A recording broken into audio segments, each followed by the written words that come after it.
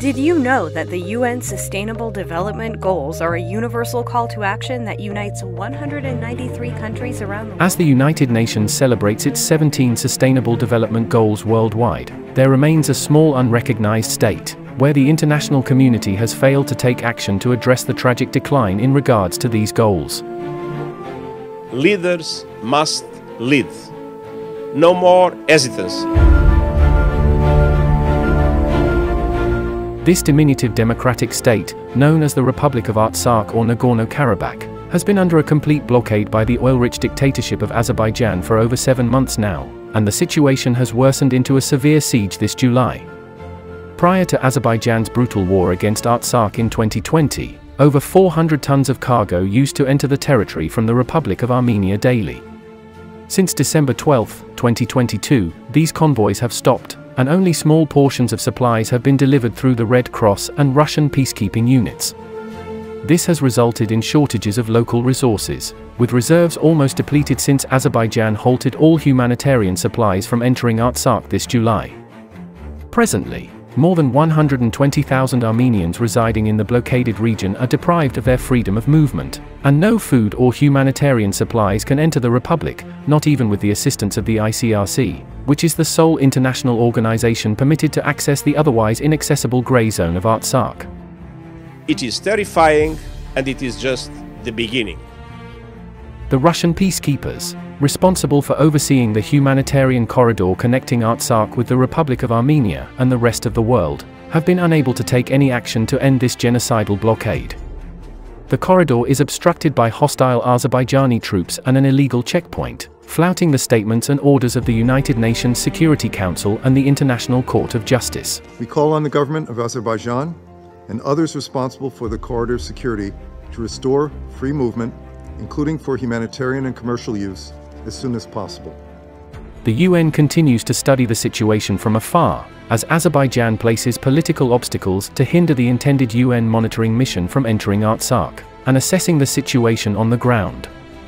To help the UN understand the full picture, we must evaluate the situation concerning its Sustainable Development Goals in Artsakh. Goal 1. No poverty. Goal 8. Decent work and economic growth. The blockade has forced over 1,000 businesses in Artsakh to shut down. The once lively city market of Stepanakert is now empty, with stores closing due to the lack of products available in the Republic. Azerbaijan's refusal to allow cargo to enter Artsakh from the Republic of Armenia has made trade and sustainable employment impossible. The shortage of cash money leads to long ATM lines, leaving citizens without money to buy scarce, expensive food for their families. Goal 2. Zero hunger. No hunger. On July 7, a heartbreaking incident occurred when a single mother had to leave her 2 young children, 3-year-old Leo and 6-year-old Gita, at home. She had to walk 5 kilometers to the nearby town of Martakert to obtain essential supplies like cooking oil, sugar, and other foods. Unfortunately, during her absence, the children, deprived of means for transportation and mobile connection, went out in search of their mother.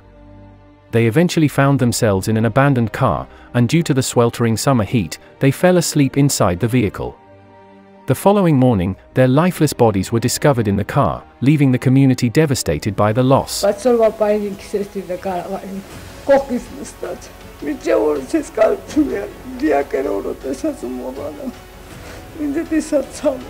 The circumstances leading to this heart-wrenching event were exacerbated by the blockade, which had a direct impact on the availability of food and fuel. The hardships caused by these shortages, along with malnutrition, had severe consequences on the well-being of the children, making them direct victims of these challenging circumstances. Approximately 120,000 people are at the brink of starvation, facing a scarcity of basic food products like sugar, salt, and cooking oil. Long lines at stores and bakeries leave residents with just one bread for a whole family for several days, if they are lucky. Այս շրջափակման պայմաններում շատ դժվար է 7 երեխային հետ ապրել, գոյատևել, վեշ մի բան չկա, մի ինչ խնդիր է, հաց սկսած հացից, ջրից, գազը չկա, հոսանք տամը կտրվածքները։ Goal 3. Good health and well-being, and Goal 7. Affordable and clean energy. Azerbaijan has cut off the essential natural gas supply from the Republic of Armenia to Artsakh, leaving the population without means of heating during the severe winter and depriving them of gas stoves to cook since last December. Electricity cuts are regulated by the Artsakh government, allocating limited hours of electricity to different districts daily. A small percentage of solar energy generated is insufficient to meet the needs of 120,000 people. Hospitals have had to limit their operations to daily treatment due to lack of medication, putting critically ill individuals and pregnant women at extreme risk. Prenatal child deaths have tripled in recent days, indicating a genocidal impact on the population of Artsakh, endangering the prospects of a healthy new generation being born and raised in their homeland. Only small groups of critically ill patients are granted permission to cross the Lachin corridor, accompanied by the ICRC, to receive treatment in Yerevan hospitals. However, Azerbaijan forces these vulnerable patients to disembark from ambulance cars and stand in queues at the illegal checkpoint, where their documents and personal data are illegally scrutinized by Azerbaijani law enforcement. On July 29, 68-year-old Vagif Khachatorian, who, having serious health issues, was being transported from Nagorno-Karabakh to Armenia for medical treatment, accompanied by the International Committee of Red Cross, was abducted by the representatives of the Border Guard Service of Azerbaijan at the illegal checkpoint installed on the Lachin corridor, and taken in an unknown direction without any reliable explanation. The relatives of Khachatorian have lost contact with him, and worry for his life as instead of receiving treatment for his heart issue in Yerevan, the 68-year-old man is being kidnapped with a use of force.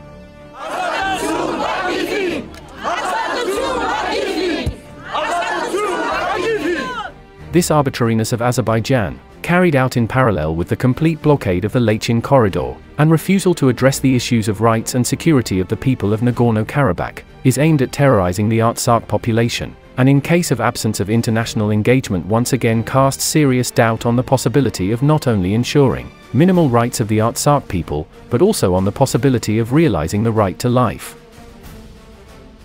Goal 4. Quality education. Educational institutions have had to shorten class periods due to the shortage of heating resources during the winter.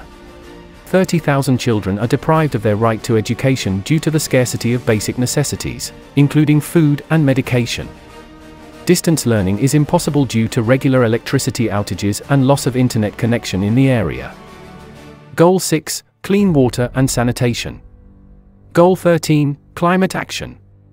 The Republic of Artsakh is forced to rely solely on internal electricity production to meet its minimal energy needs, with 70% of the capacity allocated to the Sarsang Reservoir hydroelectric plant. This has led to a significant decrease in the reservoir's surface area, evaporation rate, and infiltration, causing adverse consequences for the environment and agriculture. The lack of fuel for vehicles has halted waste collection in urban areas, posing a severe risk of sanitation-related illnesses spreading in the cities. Goal 14. Life below water. Goal 15. Life on land. 12 or 70.8% of the 17 species of fish found in the waters of Artsakh are in the Sarsang Reservoir, which is used by the residents of the coastal areas. The reduction in water volume has increased fish density, leading to a decline in foraging opportunities and increased risks of self-poisoning, ultimately endangering the local ecosystem. It is also home to the southern banded newt, the Syrian spadefoot living in the coastal area, the Mediterranean turtle, and the Transcaucasian snake, which are in critical status, according to the criteria of the International Union for Conservation of Nature, IUCN, Red List. Goal 16. Peace, justice, and strong institutions. Surrounded by the hostile Azerbaijani army, the people of Artsakh are constantly targeted while conducting agricultural activities or even while living their everyday lives at home. Azerbaijan repeatedly targets villages near the line of contact, terrorizing the population and forcing them to flee. The Russian peacekeeping units have been unable to stop the ongoing aggression, resulting in the occupation of 8 villages by the Azerbaijani army since the ceasefire statement on November 9, 2020. Azerbaijan's refusal to comply with the International Court of Justice's ruling to reopen the Lachin corridor poses a significant threat to the state institutions of the Republic of Artsakh and its officials.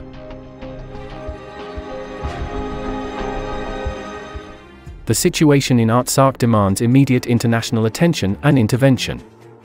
The ongoing genocidal policy being pursued by Azerbaijan is a gross violation of human rights and international law. Another citizen of the Republic of Artsakh, 61-year-old Rashid Baglarian, was kidnapped by the Azerbaijani army on the 1st of August, near the area of the Hakkari Bridge connecting the Lachin corridor to the Republic of Armenia. Innocent civilians are suffering under this oppression, facing constant danger to their lives, and being subjected to the denial of basic humanitarian aid and resources.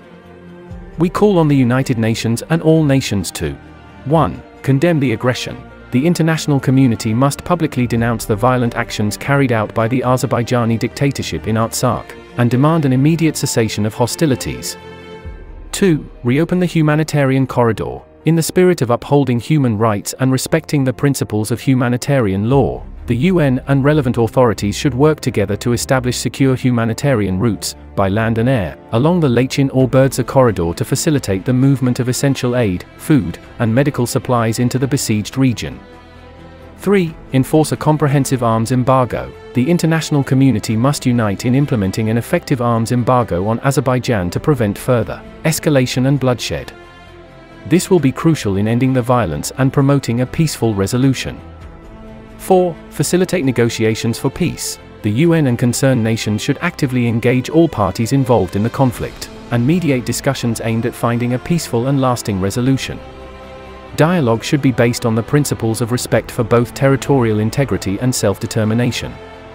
5. Monitor and document human rights abuses. International organizations must be granted access to Artsakh to independently monitor and document any human rights violations. This will ensure transparency and accountability and will serve as a basis for future actions and justice.